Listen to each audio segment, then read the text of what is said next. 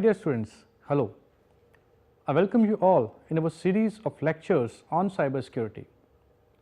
In the previous lecture, we studied about threats to mobile security. Today, we are going to discuss about various kinds of threats to the systems. So, let us start with it. Number 1, viruses. Virus is a malicious program able to inject its code into other programs or data files. After the successful code replication, the targeted areas become infected.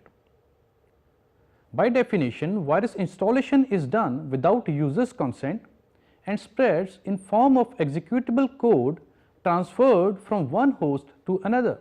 Purpose of viruses is very often of a harmful nature, data deletion or corruption on the targeted host leading up to system inoperability in worst case scenario.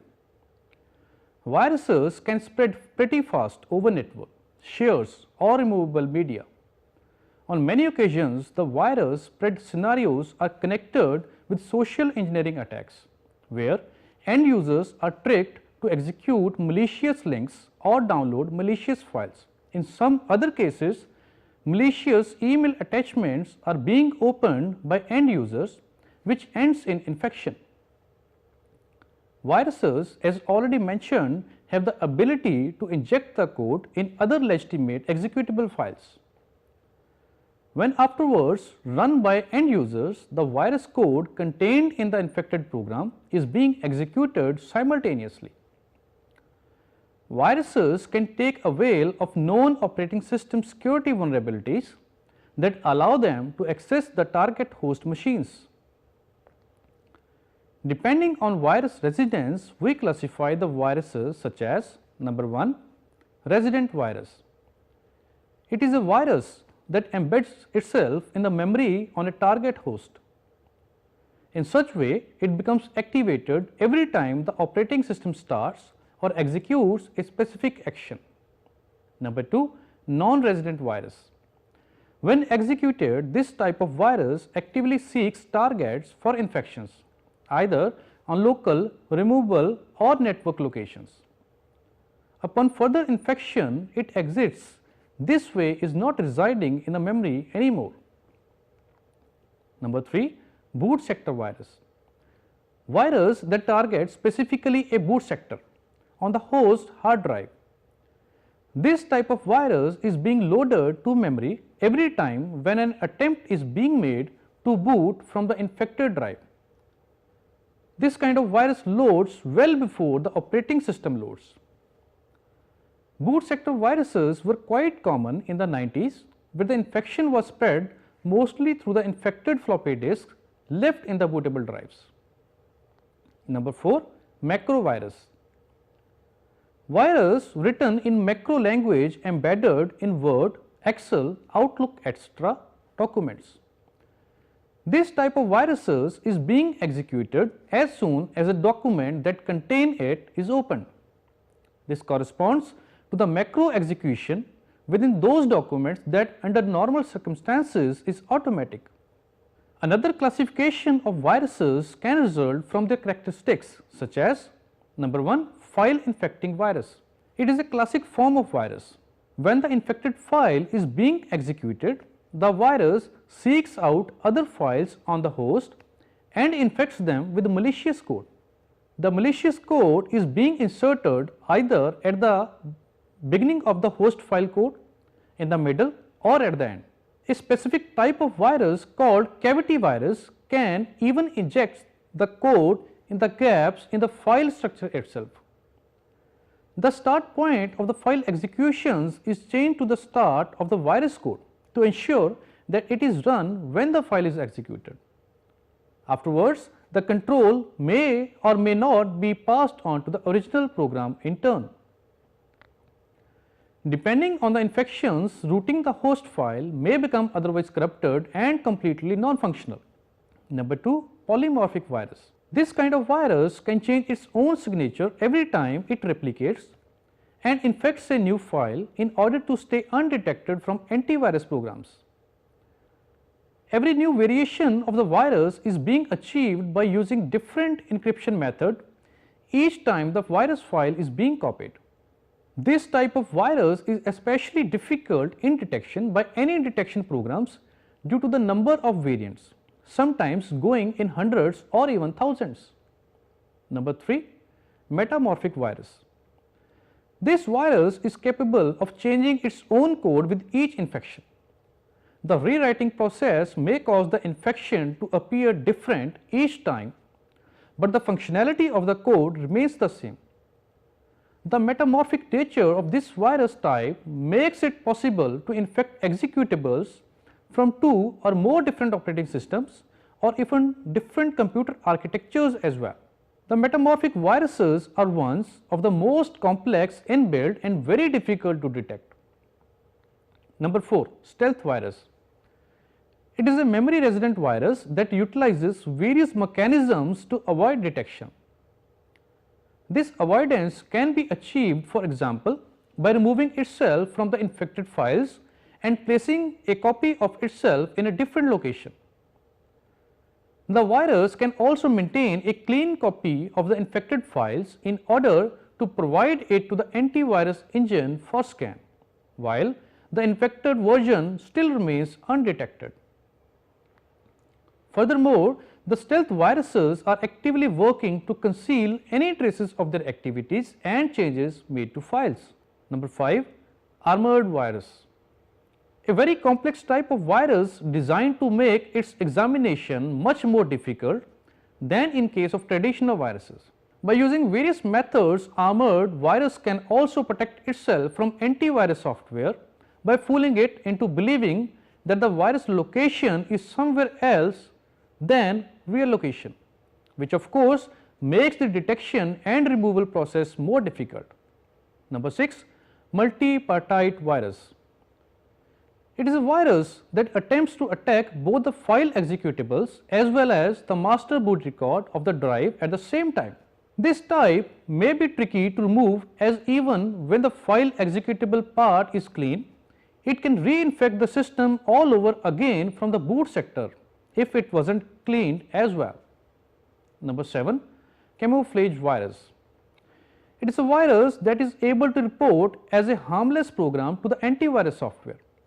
In such cases where the virus has similar code to the legitimate non-infected file code, the antivirus application is being tricked that has to do with the legitimate program as well.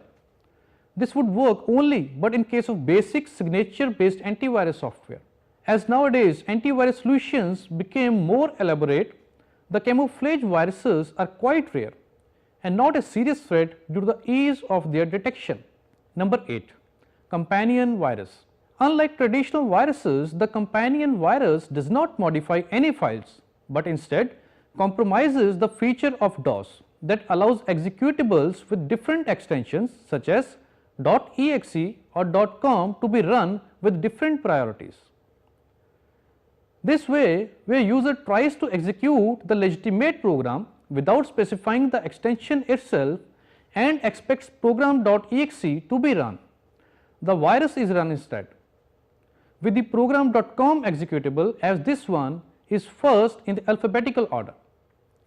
Companion virus is an older type and became increasingly rare since introduction of Windows XP.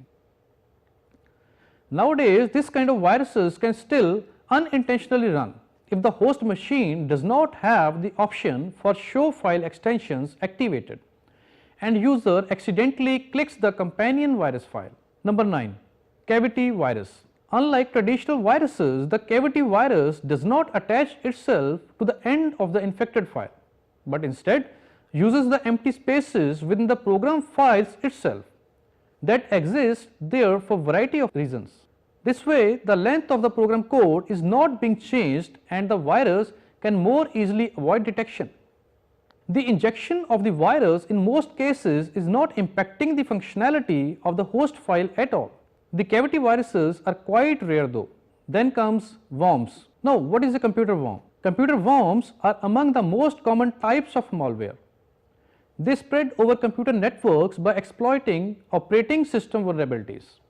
Worms typically cause harm to their host networks by consuming bandwidth and overloading web servers. Computer worms can also contain payloads that damage host computers. Payloads are pieces of code written to perform actions on affected computers beyond simply spreading the worm. Payloads are commonly designed to steal data or delete files. Some payloads even create backdoors in host computers that allow them to be controlled by other computers. Malicious parties can use networks of these infected computers to spread spam and perform denial of service attacks. Computer worms are classified as a type of computer virus, but there are several characteristics that distinguish computer worms from regular viruses. A major difference is the fact that viruses spread through human activity such as running a program, opening a file, etc., while computer worms have the ability to spread automatically without human initiation. In addition to being able to spread unassisted, computer worms have the ability to self-replicate. This means that worms can create multiple copies of themselves to send to other computers. This often happens through the sending of mass emails to infected users' email contacts. Now, how to protect yourself from computer worms? There are several best practices users can follow to protect their computers from worms. Following these steps will not only decrease the risk of infection, but also provide for easier detection and computer worm removal. Keep the computer's operating system and software up to date with vendor issued security releases. These updates often contain security patches designed to protect computers from newly discovered worms. Avoid opening emails that you don't recognize or expect, as many computer worms spread via email. Refrain from opening attachments and clicking on links from untrusted or unfamiliar sources. Run a firewall and antivirus software to be further protected from computer worms. Software firewalls will keep the computer protected from unauthorized access. Choose an antivirus program that includes download scanning functionality to detect malicious content in email and web downloads, as well as malware removal tools.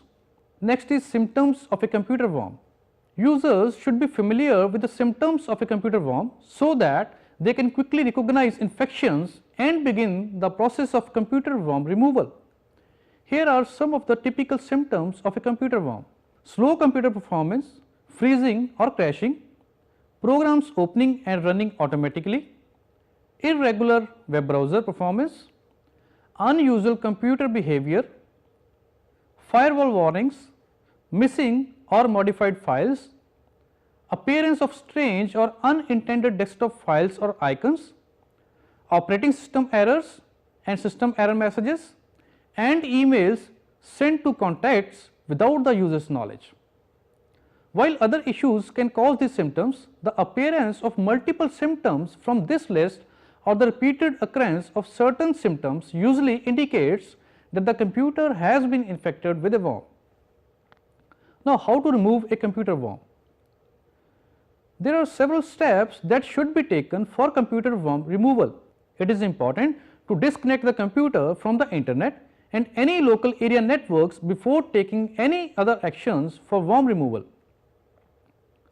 In order to prevent spreading of the worm, use a non-infected computer to download any updates or programs required and then install them on the infected machine via an external storage device. Once the computer is disconnected, check that all antivirus signatures are up to date. Scan the computer with antivirus software. If the scan detects a computer worm or other malware, use the software to remove malware and clean or delete infected files. A scan that detects no malware is usually indicative that symptoms are being caused by hardware or software problems. Check that the computer's operating system is up to date and all software and applications have current patches installed. If a worm is difficult to remove, check online for specific computer worm removal utilities. Next is malicious codes. There are many kinds of malicious codes which we are going to learn one by one. Number 1, Trojan horses. A Trojan horse is a non-replicating program that appears legitimate but actually performs malicious and illicit activities when executed. Attackers use Trojan horses to steal a user's password information, or they may simply destroy programs or data on the hard disk. A Trojan horse is hard to detect as it is designed to conceal its presence by performing its functions properly. Some recent examples are: number 1, Trojan horses embedded into online game plugins which will help online gamer to advance their game characters. However, the online game account and password are also stolen. The gamer's cyber assets are therefore stolen. Number 2, Trojan horses are embedded into popular commercial packages and uploaded to websites for free download or to be shared across peer-to-peer download networks. Trojan horses are particularly dangerous due to the fact that they can also open a backdoor into a system and allow an attacker install further malicious programs on your computer. Back orifice and sub7 are two well-known remote access Trojan horses that allow attackers to take control of a victim's computer.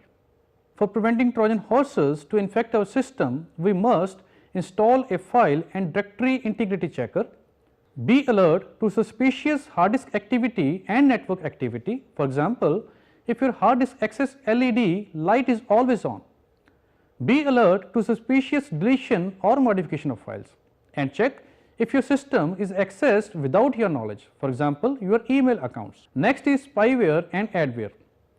Spyware is a type of software that secretly forwards information about a user to third parties without the user's knowledge or consent.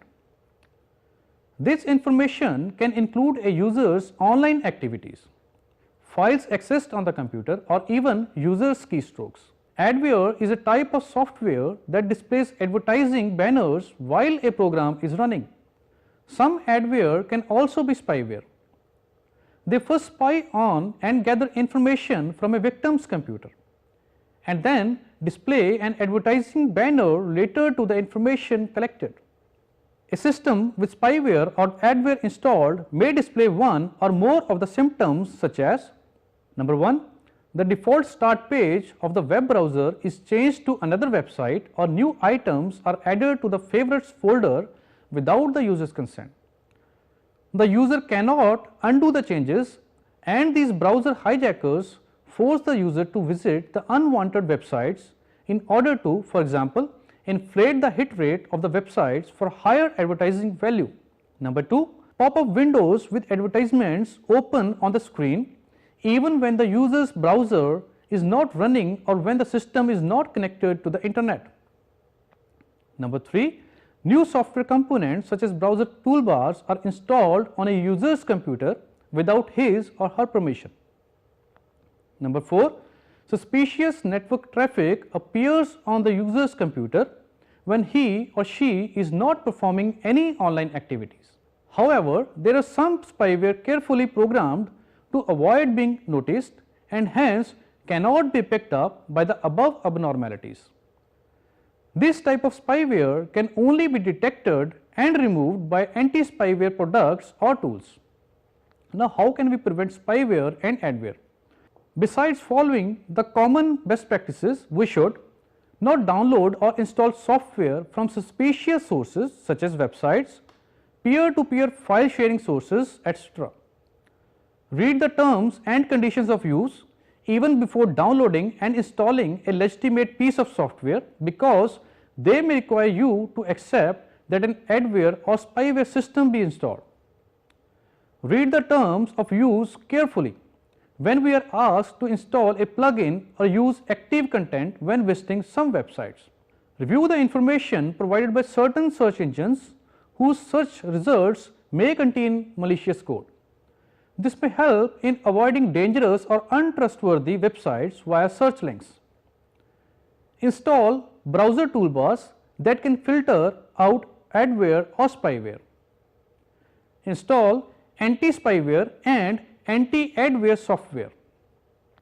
Next kind of malicious code is rootkit.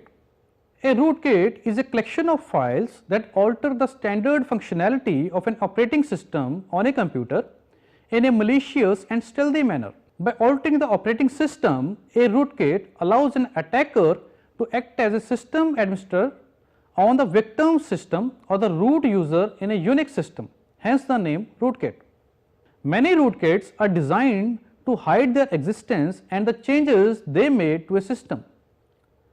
This makes it very difficult to determine whether a rootkit is present on a system and identify what has been changed by the rootkit. For example, a rootkit might suppress directory and process listings entries related to its own files. Rootkits may be used to install other types of attacker tools such as backdoors and keystroke loggers. Examples of rootkits include LRK5, NARC, Adore and Hacker Defender. Then comes zombies and botnets. A zombie computer, usually known in the short form zombie, is a computer attached to the internet that has been compromised and manipulated without the knowledge of the computer owner. A botnet refers to a network of zombie computers that have been taken over and put under the remote control of an attacker. A botnet might consist of thousands of zombie computers and even more. The zombie computers in the botnets can consist of computers at homes, schools, businesses and governments scattered around the world. A zombie computer itself may only be slowed down slightly or displaying mysterious messages. However, the whole botnet can be used by the attacker for a massive attack such as DDoS, the distributed denial of service attack, against another system or network. Due to the large number of machines in a botnet, the aggregate computing power can be enormous. When all these machines work together to launch a DDoS attack against a single target. Next and the last kind of malicious code is active content. Unlike the traditional methods of working with static data files using a software program, today's data objects such as web pages, email and documents can interweave data and code together, allowing dynamic execution of a program code on the user's computer. The fact that these data objects are frequently transferred between users make them efficient carriers of viruses. The transparency of code execution can be a security concern. The two main active content technologies are ActiveX controls and Java. In general, ActiveX poses a greater threat because it has direct access to native Windows call and hence any system function. Java, on the other hand, is sandboxed or insulated from operating system services by the Java virtual machine. However, this does not mean that there will never be a Java virus. Now, how can we prevent threats to active content? Besides following common best practices, one should watch out for any abnormal machine behavior such as programs taking much longer than usual to execute, a sudden reduction in system memory or available or disk space, any change in the browser homepage, or if some websites cannot be accessed anymore. Once any of these symptoms is noticed, one should not install any active content from suspicious websites. Instead of selecting the decline option at the installation page, one should close the browser. This is because some installation pages may be a visual spoof installing active content no matter which option is chosen. If it is not successful, one may consider using the task manager to force quit the browser. So with this, our today's lecture is over. Concluding it, today we learned about various kinds of threats to our systems such as viruses, worms and other kinds of malicious codes. If we are able to observe the symptoms, we can easily safeguard our systems from being affected from these attacks. I hope you have understood today's lecture. With this, I sign off. Thank you. Have a nice day.